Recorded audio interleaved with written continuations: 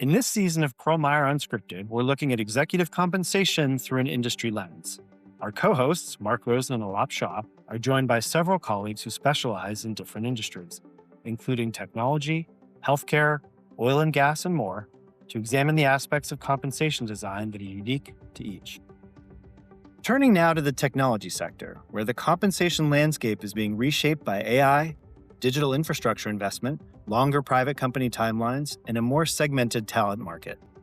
Mark and Aalap are joined by Managing Director Steve Charlebois, who is based in Los Angeles. Steve has more than 20 years of executive and global compensation consulting experience, with a focus on technology companies and adjacent industries across all stages of the corporate lifecycle, from startups and pre- and post-IPO companies to later stage, turnaround, SPAC, and Fortune 100 organizations. Together, they discuss how technology has moved from a broad growth story to a more AI-driven value creation story, and what that shift means for performance orientation, equity strategy, private versus public company dynamics, and the competition for high-demand talent.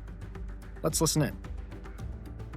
Steve, hey, thanks. Really appreciate you joining us today on Unscripted. Aalap and I are really excited to have you. Thanks, Mark. I'm really excited to be here. Look forward to today's conversation. Yeah, Steve, I think it's going to be really eye-opening to go through some trends on what's happening in the technology sector. Yeah, so let's just jump right in. Can you tell us thematically what's happening in tech today and how it might be different than it's been over the last 5 years?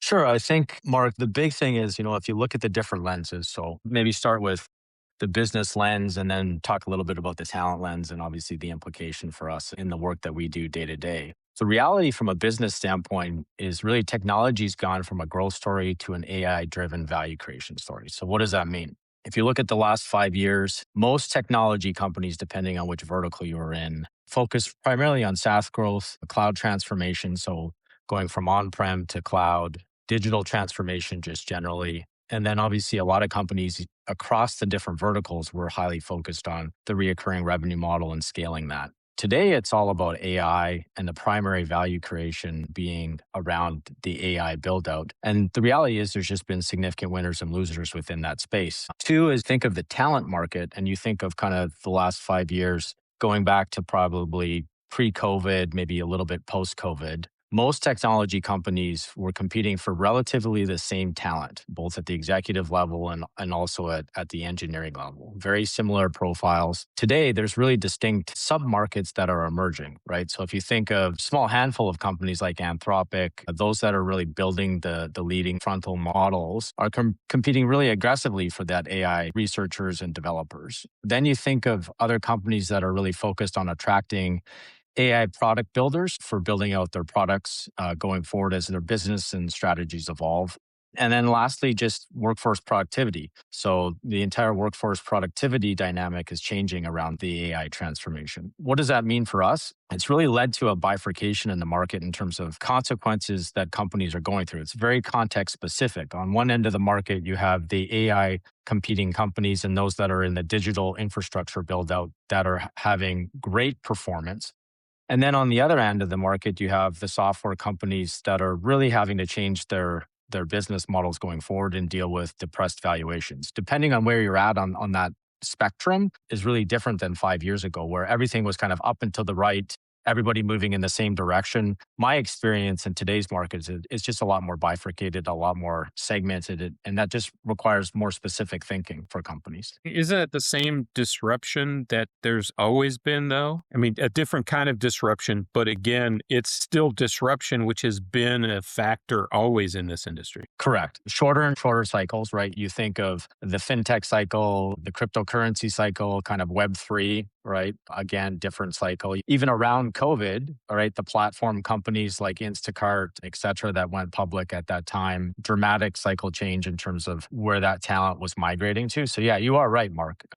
Just a different focus in today. And I think the big thing that I see that's different is just hard dollars, right? A lot more CapEx at work in today's cycle than maybe we've seen in the past. And do you find that with that, there's also significantly more sort of performance accountability that's flowing through when you think about the compensation programs? Definitely. I think that in terms of performance orientation, a lot of companies are moving away from just thinking about the traditional metrics, but more it's focused a lot on transformation today, right? And what are the metrics that are really going to drive value? So if you think of the last 5 years, a lot of focus on growth, a lot of focus on metrics like ARR and subscription revenue growth, things like that.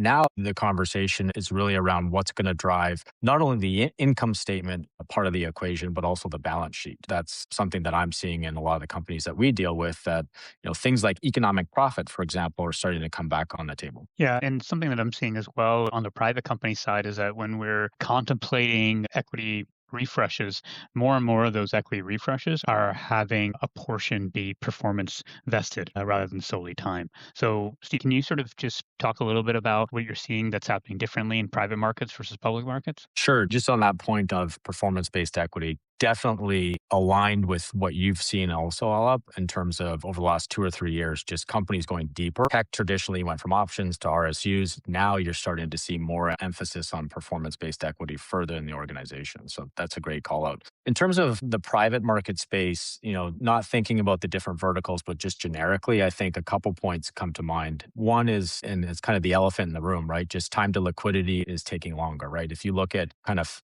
founder starting a company to the time that they take at IPO, traditionally it's been around 10 or 11 years. That has pushed to 12 or 13. And now just in general, if you look at the number of companies that are in the private markets, I think I saw a stat the other day that it's more than within the public markets by multiples, right? And so I think that's a real dynamic. What has that led to? One, what I'm seeing in the private markets, at least late stage private, is not a one-to-one trade-off, but cash compensation has materially cut off with a public market cash compensation at the top of the house and even down further in the organization. That just goes to people aren't getting liquidity. So there's that pressure that's built within the system for more liquidity, more cash. And so that's working its way through the system. Two, I think refresh strategies, which you talked about, are real. Right? If you look at the private markets, the last 5 years, 5 years ago, someone would come in, they'd get a 4-year grant, and then they wouldn't get a refresh probably till the time they went IPO. Now, because companies are private longer, we are seeing real refresh strategies emerge. And then 3 is equity is really turned from a budgeting exercise where we're trying to target a certain level of gross or net dilution to an allocation exercise, right? Because there's so much pressure on the system, companies specifically within the tech sector are willing to differentiate, limit participation more so than they have been in the past, is what I'm seeing. And then the last point I'd make on kind of private public dynamics is, especially as you look at the software space, the depressed multiples in the public markets, those have not caught up to the private markets. A lot of the private companies that I work with, their multiples or their valuations have remained at a higher level because they're not doing financing. When that actually works its way through the system and those valuations potentially come down, I think you will see higher turnover and obviously a repricing that will need to happen in the private markets if valuations stay where they are. Yeah, I think that's definitely something that is coming across the board. But I agree with you that, as of right now, those private company valuations haven't fallen as dramatically as the public company. Your point on allocation, I think that's a really excellent point because this is something that I think the industry has been reticent to do in the past, really drive significant differentiation.